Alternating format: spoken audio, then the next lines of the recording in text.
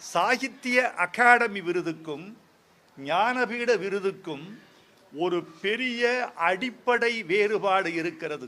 ஒவ்வொரு ஆண்டும் எல்லா மொழிகளுக்கும் தலா ஒன்று என்று வழங்கப்படுவது சாகித்ய அகாடமி.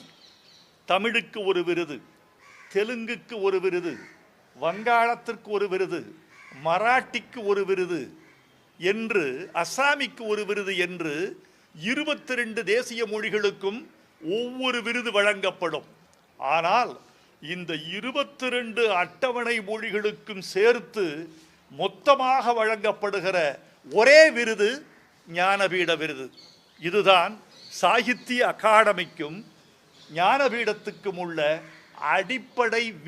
அடிப்படை வேறுபாடு என்று நான் கருதுகிறேன். தமிழ் 23 ஆண்டுகளுக்கு பிறகு இந்த விருதை தொட்டிருக்கிறது. முதல் விருது 1975 அகிலன் பெற்றார். இரண்டாம் விருது 2002 ஜெயகாந்தன் பெற்றார்.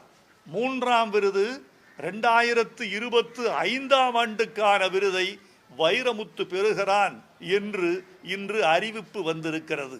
கால் நூற்றாண்டுக்கு பிறகு தமிழுக்கு வாராது போல் வந்த மாமணி இந்த விருது.